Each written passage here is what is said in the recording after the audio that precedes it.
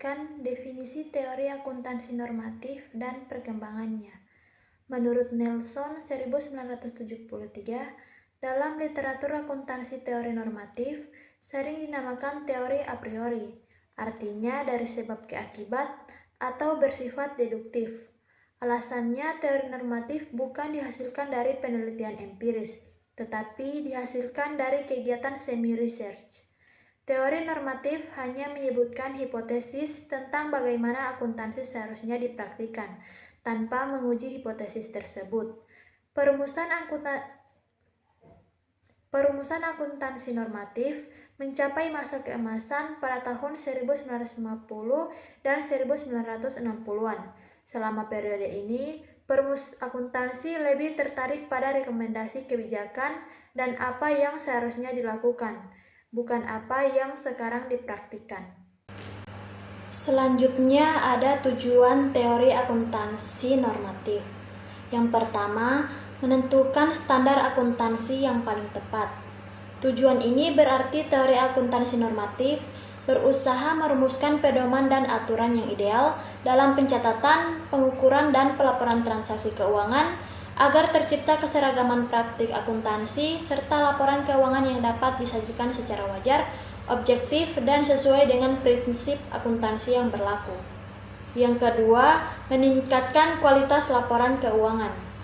Teori akuntansi normatif bertujuan meningkatkan mutu laporan keuangan agar informasi yang dihasilkan lebih akurat, lengkap, mudah dipahami, dan dapat dibandingkan, sehingga mampu membantu pengguna dalam menilai kinerja, posisi keuangan, dan kondisi perusahaan secara tepat.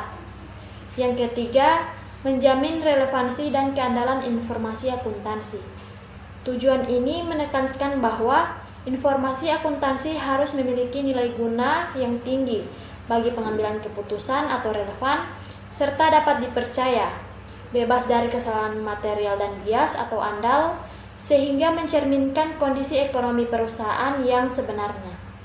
Selanjutnya ada karakteristik teori akuntansi normatif. Yang pertama, bersifat subjektif. Teori ini dipengaruhi oleh sudut pandang pendapat dan penilaian penulis dalam menentukan praktik akuntansi yang dianggap paling tepat. Yang kedua, berbasis pertimbangan nilai, yaitu penentuan metode akuntansi didasarkan pada nilai, tujuan, dan kepentingan tertentu, seperti keadilan, transparansi, dan kemanfaatan informasi. Yang ketiga, ada menghasilkan rekomendasi atau pedoman.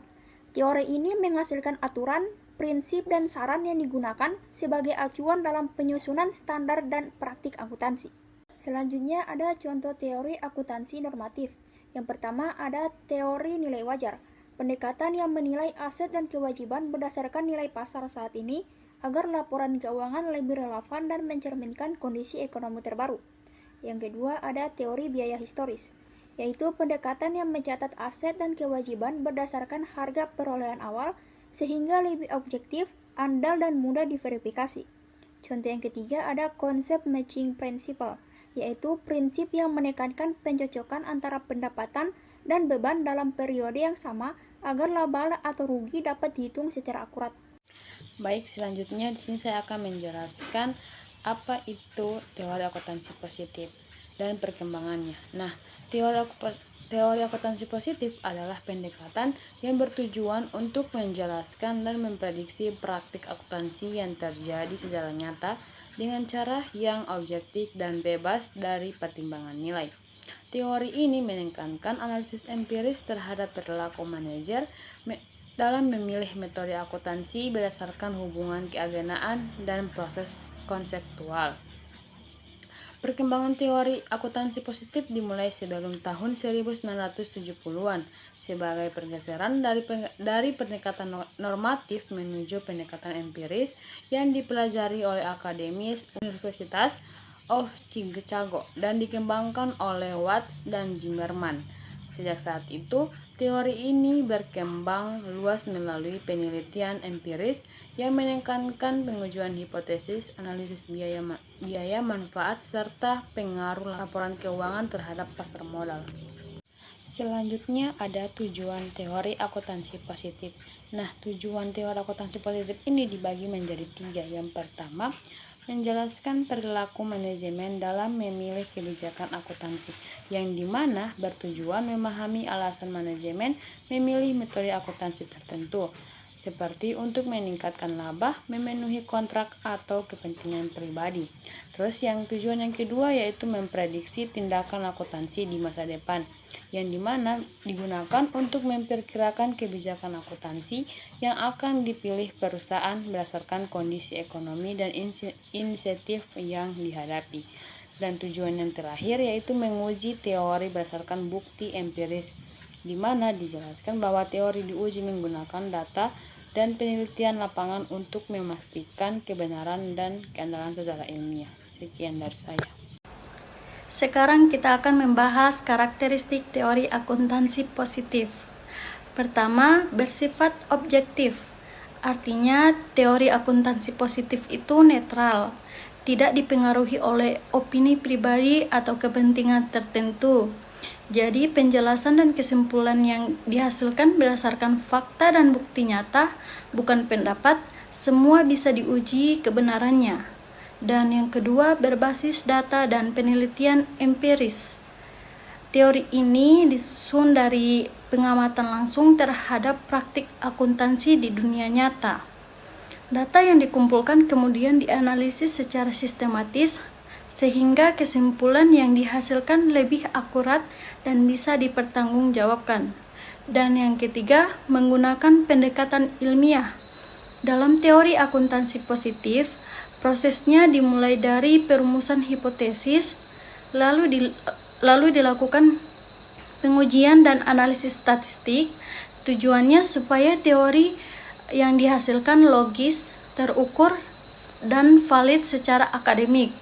Jadi kesimpulannya, teori akuntansi positif fokus pada menjelaskan dan memprediksi praktik akuntansi yang benar-benar terjadi, bukan menentukan apa yang seharusnya yang dilakukan. Selanjutnya, kita akan membahas hipotesis utama teori akuntansi positif. Hipotesis ini menjelaskan alasan di balik pilihan kebijakan akuntansi yang dilakukan manajemen. Hipotesis pertama yaitu bonus plan hipotesis. Hipotesis ini menyatakan bahwa manajer cenderung memilih metode akuntansi yang dapat meningkatkan laba, karena laba tersebut berpengaruh langsung terhadap bonus atau kompensasi yang mereka terima. Jadi, ketika bonus manajemen berbasis laba, manajer akan memilih kebijakan akuntansi yang membuat laba periode berjalan terlihat lebih besar. Dan yang kedua, hipotesis debit covenant hipotesis. Hipotesis ini menjelaskan bahwa perusahaan yang memiliki utang dengan syarat tertentu dari kreditur akan cenderung memilih metode akuntansi yang meningkatkan laba dan aset. Tujuannya agar perusahaan tidak melanggar perjanjian utang dan tetap dianggap layak oleh kreditur. Dan yang ketiga, political cost hypothesis. Hipotesis ini menyatakan bahwa perusahaan besar cenderung menurunkan laba yang dilaporkan. Hal ini dilakukan untuk menghindari tekanan politik seperti pajak yang lebih tinggi, regulasi ketat, atau tuntutan sosial dari pemerintah dan masyarakat. Kesimpulannya, ketiga hipotesis ini menunjukkan bahwa pilihan kebijakan akuntansi tidak selalu netral, tetapi sering dipengaruhi oleh kepentingan ekonomi dan tekanan lingkungan yang dihadapi perusahaan.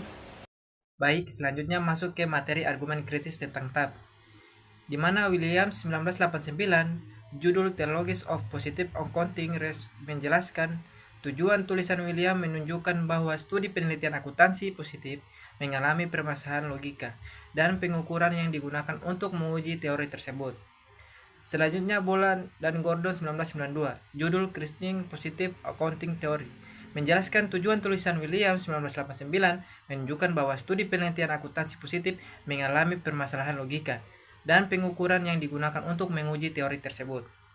Selanjutnya Christensen 1983, judul The Methodology of Positive Accounting, menjelaskan tujuan Kristensen 1983, menjelaskan bahwa teori akuntansi positif lemah sebagai suatu metode yang didasari pada philosophy of science, khususnya dari pandangan filosofi Popperian. Selanjutnya Whittington 1987, judul Positive Accounting Review Article, menjelaskan WJ cenderung mengabaikan keterbatasan asumsi dan mempunyai fokus yang relatif sempit. Hal ini menimbulkan bahaya bahwa WJ mungkin tidak pernah mengeksplorasi secara penuh potensi penelitian metode akuntansi. Selanjutnya Matthew dan Pereira 1996, judul Positive Accounting Theory, menjelaskan tetap didasarkan pada asumsi yang salah, mengatakan bahwa hanya preposisi yang dapat diuji testabel dapat meningkatkan pengetahuan. Sterling 1990 mengatakan bahwa hasil kerja konseptual juga diperlukan untuk menyimpulkan riset empiris. Empiris dan reasoning keduanya diperlukan dan tidak menggantikan satu sama lain. Keduanya bukan mutually eksklusif. Watts dan Zimmerman tidak menyadari bahwa mengambil posisi normatif dalam kaitannya dengan tujuan teori akuntansi, yaitu to explain dan to praktik akuntansi, menjelaskan bahwa ada tujuan teori akuntansi yang lain. Selanjutnya Sterling 1990, judul Positive Accounting and Assessment, menjelaskan hal utama yang dikritisi adalah pendefinisian teori akuntansi sebagai teori akuntansi positif. Klaim bahwa teori akuntansi positif didukung oleh sebagian besar pakar ilmu ekonomi. Objek studi tahap yang salah di mana seharusnya fenomena akuntansi tetapi yang diteliti perilaku akuntan.